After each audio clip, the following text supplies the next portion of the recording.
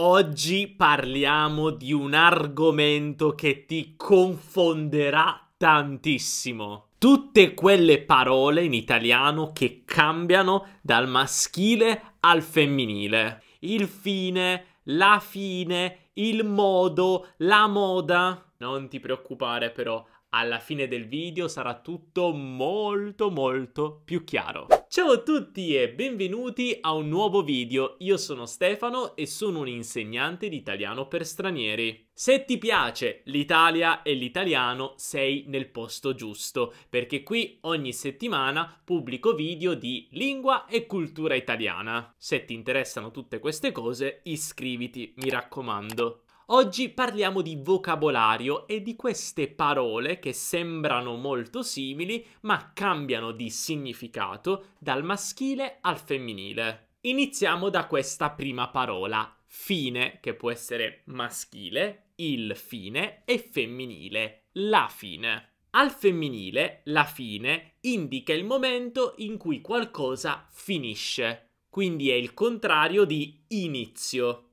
Per esempio, fino alla fine dell'anno continueremo a lavorare in questo modo. Cioè, fino a quando l'anno finisce, continueremo a lavorare così. Ma al maschile il fine indica lo scopo, l'obiettivo, il motivo. Per esempio, il fine della nostra campagna marketing è di trovare nuovi clienti. Cioè, qual è lo scopo, qual è l'obiettivo della nostra campagna marketing? Trovare nuovi clienti. Capito? E adesso passiamo alla prossima parola. La moda e il modo. Al femminile, la moda indica una tendenza che tante persone seguono, che può essere per i vestiti, per delle regole, delle convenzioni, delle attività, uno sport, qualsiasi cosa. La moda però indica anche in particolare proprio il mondo del fashion, quindi tutto quello che riguarda l'abbigliamento. Per esempio, quest'anno va di moda il verde, anche se non mi piace come colore. Qui possiamo osservare anche una bellissima espressione, va di moda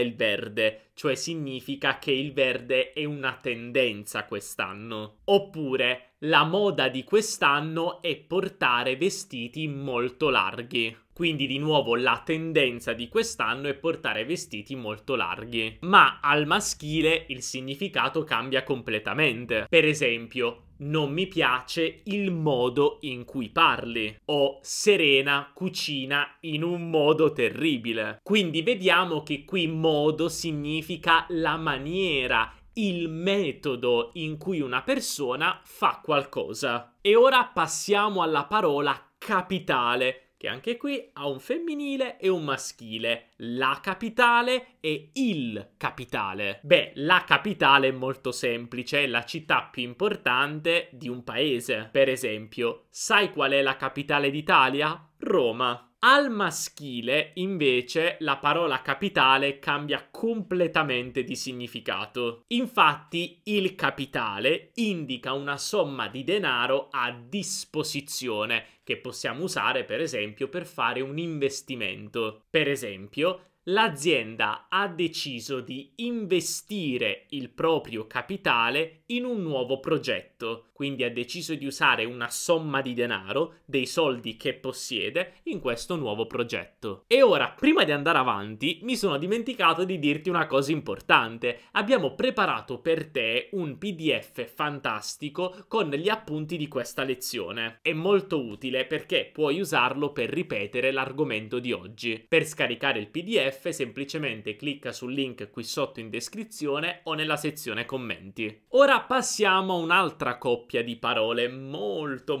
interessante. Frutta e frutto. La frutta e il frutto. Allora, la frutta è una parola molto generica in italiano, è un nome collettivo che indica diversi tipi di frutta. Quindi, per esempio, la banana, il melone, la pesca, la pera, l'arancia sono frutta. Per esempio, devi mangiare la frutta tutti i giorni, è importante per la salute. Però possiamo usare anche la parola frutta al maschile, quindi il frutto, per indicare un solo pezzo di frutta. Però questo uso non è molto comune, perché se vogliamo riferirci a un solo pezzo di frutta, diciamo il nome del frutto, quindi la banana, la mela, la pera, eccetera. Generalmente, infatti, il frutto ha un altro significato. Vediamo questo esempio. Questa casa è il frutto di tanto lavoro e tanti sacrifici. Quindi significa che questa casa è il risultato di tanto lavoro e tanti sacrifici. Quindi possiamo usare frutto con questo significato un po' più metaforico per parlare del risultato. E adesso vediamo la foglia e il foglio. Questa coppia è molto semplice. La foglia è quella che cade dagli alberi in autunno. Per esempio, mi piace molto vedere i colori delle foglie in autunno.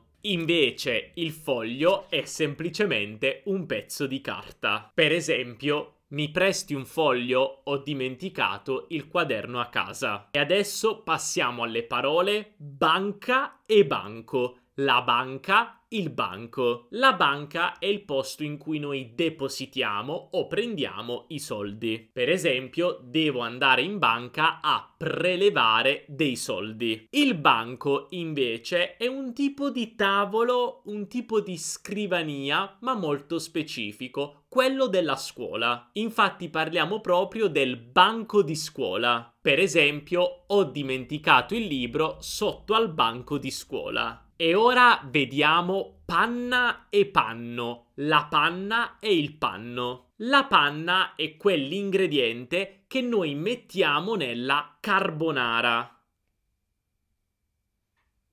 No, non è vero. Volevo vedere se eri attento o attenta. Non si mette la panna nella carbonara, mi raccomando. Per esempio, la vera carbonara è senza panna. Invece il panno è un pezzo di tessuto che usiamo per pulire le superfici. Per esempio, mi serve un panno per spolverare, cioè togliere la polvere. E adesso vediamo l'ultima coppia di parole, ma prima di vederla voglio chiederti un piccolo favore, quello di lasciare un bel mi piace se questa lezione ti è piaciuta e se l'hai trovata utile. Questo è un piccolo gesto per te ed è completamente gratis, ma ci aiuta davvero tantissimo a far crescere il canale, non puoi neanche immaginare. Quindi per favore, quando guardi i nostri video, non dimenticare di mettere un bel mi piace. Ok, vediamo l'ultima coppia di parole. La vela e il velo. La vela è lo sport che si pratica in acqua. Per esempio, a Giovanni piace tantissimo la vela. Invece, il velo è un pezzo di tessuto che possiamo mettere qui sul nostro capo. Per esempio, il velo di una sposa. Vediamo una frase. Il velo della sposa era stupendo. Quindi, conoscevi queste differenze tra queste parole, queste coppie di parole? Perché possono creare un po' di problemi. Fammi sapere se qualche volta hai sbagliato, hai fatto un errore e hai usato una di queste parole invece dell'altra, della sua versione maschile o femminile. Noi per la lezione di oggi abbiamo finito. Non dimenticare di scaricare il PDF cliccando sul link qui sotto e anche di iscriverti al canale e attivare la campanellina per non perdere nessuna lezione futura. Noi ci vediamo nella prossima lezione. Un abbraccio dall'Italia. Ciao!